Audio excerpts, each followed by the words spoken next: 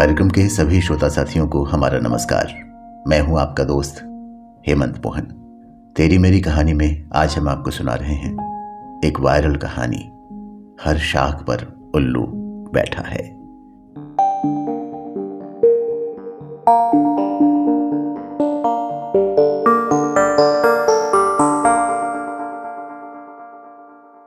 एक बार एक हंस और हंसनी हरिद्वार के सुरम्य वातावरण से भटकते हुए उजड़े वीरान और रेगिस्तान के इलाके में आ गए। हंसनी ने हंस को कहा, ये किस उजड़े इलाके में आ गए हैं हम? यहाँ न तो जल है, न जंगल है, न ही ठंडी हवाएं हैं। यहाँ तो हमारा जीना मुश्किल हो जाएगा। भटकते भटकते शाम हो गई तो हंस ने हंसनी से कहा कि किसी तरह आज की रात बिता लो, सुबह हम लोग हरिद्वार लौट चलेंगे।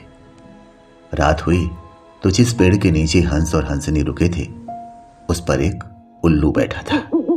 वो जोर से चिल्लाने लगा। हंसनी ने हंस से कहा, अरे यहां तो रात में सो भी नहीं सकते, ये उल्लू चिल्ला रहा है। हंस ने फिर हंसनी को समझाया कि किसी तरह रात काट लो। मुझे अब समझ में आ गया है कि ये इलाका वीरान क्यों है। ऐसे उल्लू जिस इलाके में रहेंगे तो वो वीरान और उजड़ा रहेगा ही। पेड़ पर बैठा उल्लू दोनों की बातें सुन रहा था। सुबह हुई, उल्लू नीचे आया और उसने कहा कि हंस भाई, मेरी वजह से आपको रात में तकलीफ हुई, मुझे माफ कर दो। हंस ने कहा, कोई बात नहीं भैया, आपका धन्यवाद। ये कहकर जैसे ही हंस अपनी हंसनी को लेकर आगे बढ़ा, पीछे से उल्लू चिल्लाया, अरे हंस, मेरी पत्नी को लेकर कहां जा रहे हो? हंस चौंका। उसने कहा, आपकी पत्नी? अरे भाई, ये हंसनी है, मेरी पत्नी है, मेरे साथ आई थी, मेरे साथ जा रही है। उल्लू ने कहा, खामोश रहो, ये मेरी पत्नी है। दोनों के बीच विवाद बढ़ गया। पूरे इलाके के लोग एकत्र हो गए। कई गांवों की जनता बैठी, पंचायत बुलाई गई, पंच लोग भी आए। बोले, भाई किस बात का विवाद है? लोगों ने बताया कि उल्लू कह रहा है कि हंसनी उसकी पत्नी है और हंस कह रहा है हंसनी उसकी पत्नी है। लंबी बैठक और पंचायत के बाद पंच लोग किनारे हो गए और कहा कि भाई, बात तो ये सही है, ये हंसनी हंस की ही पत्नी है, लेकिन ये हंस और हंसनी तो भी थोड़ी देर में इस गांव को छोड़कर चले जाएंगे। हमारे बीच में तो उल्लू को ही रहना है कि नहीं? इसलिए फैसला उल्लू के ही हक में सुनाना चाहिए। थोड़ी देर में पंचों ने अपना फैसला सुनाया और कहा कि सारे तथ्यों और सबूतों की जांच करने के बाद यह पंचायत इस नतीजे पर पहुंची है कि हंसनी उल्लू की ही पत्नी है और हंस को तत्काल गांव छोड़ने का हुक्म दिया जाता है। ये सुनते ही हंस हैरान हो गया और रोने, चीखने और चिल्लाने लगा कि पंचायत ने गलत फैसला सुनाया, उल्लू ने मेरी पत्नी ले ली। रोते चीखते जब वो आगे बढ़ने लगा तो उल्लू ने आवाज लगाई, ऐ मित्र हंस, रुको। हंस ने रोते हुए कहा, भैया अब क्या करोगे?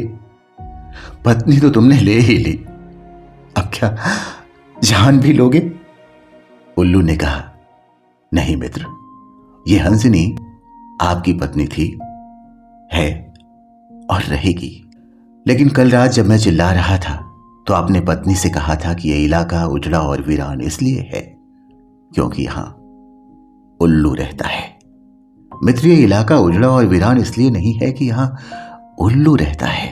ये इलाका उजड़ा और वीरान इसलिए है क्योंकि यहां पर ऐसे पंच रहते हैं जो उल्लुओं के हक में फैसला सुनाते हैं। शायद इतने साल की आजादी के बाद भी हमारे देश की दुर्दशा का मूल कारण यही है कि हमने उम्मीदवार की योग्यता न देखते हुए हमेशा यह हमारी जाति का है, यह हमारी पार्टी का है के आधार पर अपना फैसला उल्लुओं के पक्ष में ही सुनाया है। देश की बदहाली और दुर्दशा के लिए कहीं न कहीं हम भी जिम्मेदार हैं।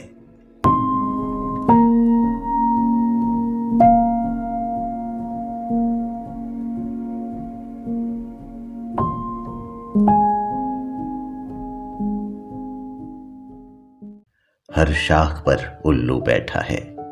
अभी आप सुन रहे थे ये कहानी। किसी ने ठीक ही कहा है दोस्तों कि बर्बाद गुलिस्तां करने को बस एक ही उल्लू काफी था। बर्बाद गुलिस्तां करने को बस एक ही उल्लू काफी था। हर शाख पे उल्लू बैठा है, अंजाम गुलिस्तां क्या होगा। उम्मीद है दोस्तों की कहानी आपको अच्छी लगी होगी। आपके कमेंट्स का हमें इंतजार रहेगा।